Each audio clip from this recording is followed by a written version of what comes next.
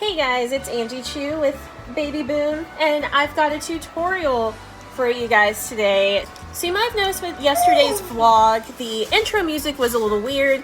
It started with my normal intro music and then went to some strange music and then like at the end went back to the normal one.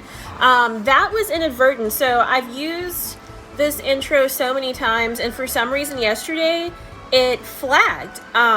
So I didn't get a channel strike, but it flagged in YouTube system and restricted what countries could see it. So like they gave me an option to literally switch out a chunk, the chunk that was like blacklisted, and put in there like generic bullshit music. So I went on and did that, but I don't want to keep doing that. I want to still use my intro.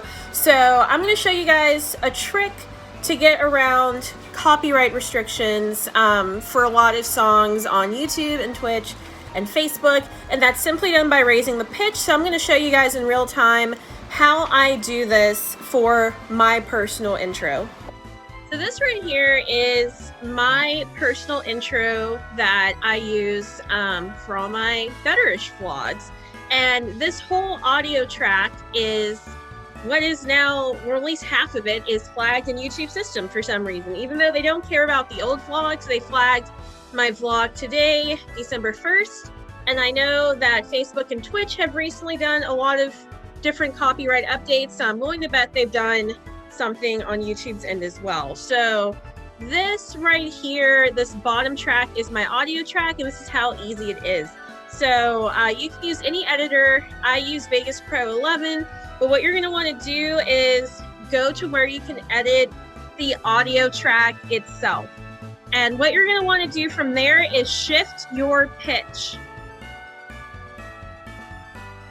So here's how you shift your pitch. The first thing you want to do is preserve your duration, because you don't want it to go faster or slower. And then you want to raise it either up, down. So I am going to do up. We're going to raise this up.